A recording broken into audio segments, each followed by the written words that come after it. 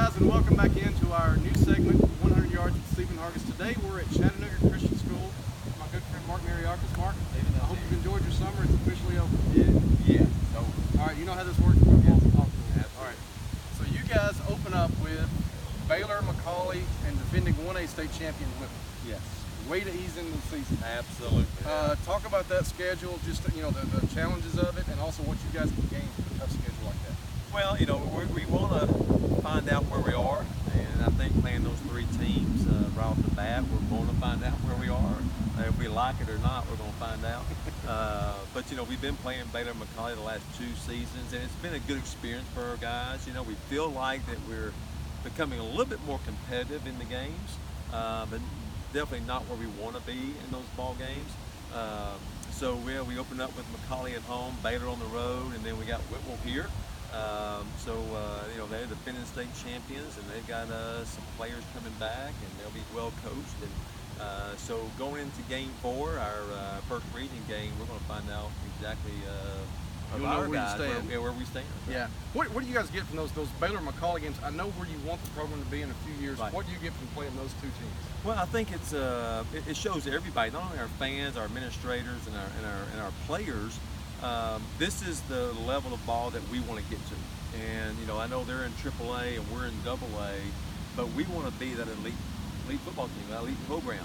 And not only do we want to have the athletes to do that, but we want to have the facilities, we want to have the coaching staff, we want to have the whole arena around that program. And Baylor, McCallie, and Chattanooga are the in our Division II teams.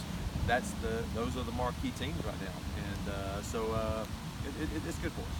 Where do you see the program in 5 years for you guys? A consistent program, a program that expects to be in the playoffs and not just happy to be there and making some noise in the playoffs. It kind of reminds me of where we were early at Ridgeland, that you start off just being, hey, let's just make the playoffs, and then you get tired of just making the playoffs. Now let's make some noise in the playoffs. Right. And so hopefully in 5 years, we're a team that people can be proud of, that are in the playoffs each and every year and can go deep in the playoffs. Now, you mentioned Ridgeland. You had great success there. Took them to a 4A state title game before you came here.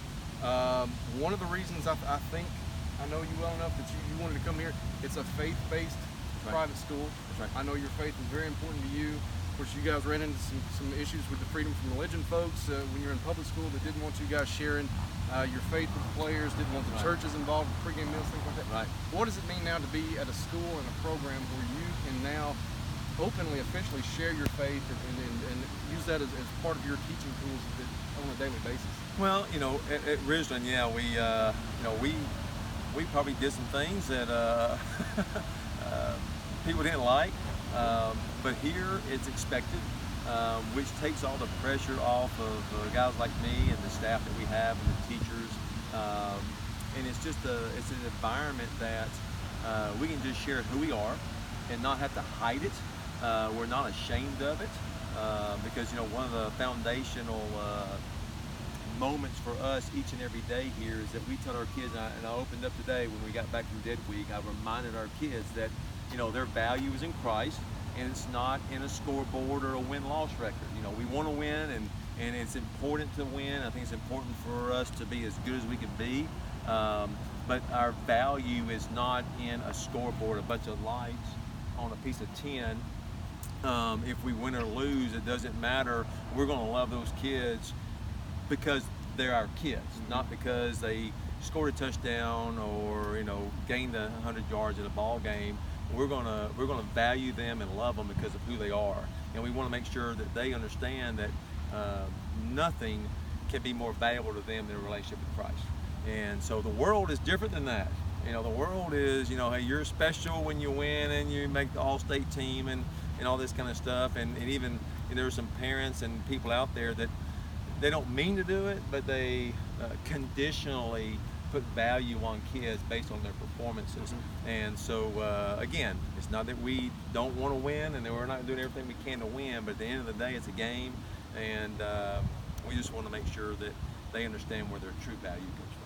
Now, on the field, you mentioned some All-State, making All-State. Yeah. You've lost a guy who was 2-time All-State, running back Mondo Ellison. Yeah. He's gone. Yeah. Who are some guys either coming back or some guys that you're anxious to see this season step up and see what they can do? Yeah, we're excited about the guys we've got coming back. You know, we did lose Mondo, and he was the kind of the bell cow kid on the team last year. And but we've got guys like Ting and Cheese that seems like they've been starting for 4 or 5 years now. They're juniors that'll tote the mail a lot. We've got guys like Roger Young, who carried the ball some last year, but we'll rely on him a whole lot this year. D. Hinton will be a guy that's a speed guy that ran a lot of track, that will tote the mail. A guy we're really excited about, Mike, Jamichael Baxter, who was hurt last year, that never played a game, that was the fastest kid in the school last year. And so I think we've got a good stable of speed, and I think the changes in our offense is going to show that. Where last year, you know, Mondo was that pounding guy, and he could break a long run, but we were more coming at you kind of team. You know, this year I think we'll be more versile. We got Sam. So we can Hall. expect a spread instead of absolutely. Yeah, wing T lifer right here. This guy he would rather do anything else, change anything else about the program besides get out of that wing T. So you're still going to hammer some folks. Sam, our quarterback's back, and he's a proficient passer.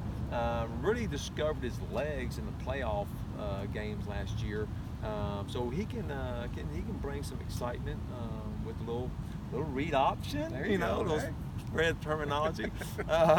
So I don't know. We're excited. We got a lot of linemen back. Our defense, we lost a lot of defensive linemen, but our linebacker crew with Cheese and D at outside linebacker and Rod at safety. We got Tink back at corner, and you know we got some guys that have got some game experience that are going to be surrounded some young kids that don't have any games here. We should have it looks like right now maybe 3 freshmen starting. Wow. So you know we've got that senior group that's been starting for 3 years. Numbers are on a steady incline. I would assume with the schedule and the success you guys have had recently, numbers are. They are. We're steady with numbers. Our middle school numbers are growing, so we hope that's going to feed into us. We've got one class in our program at the high school that's got really low numbers, so our total numbers don't look as good as we want them to. But we're going to have 52, 53 kids on our program, so it's not bad. We want to be 60, 65. But we're happy with the way things are going. The middle school program, like I said, their numbers are going up. We got a great coaching staff there too, and we're excited about CCS football. Guys, I don't know if you could tell or not, we had to dodge a little bit of an afternoon pop-up shower. We had some raindrops falling here, but hey, it's football season. You play through it. That's right. You know? I mean, unless there's lightning or heat issues, we play through it here with 100 yards with Stephen Hargis. So stay tuned for the next episode, and we'll see who we're going to feature that next time.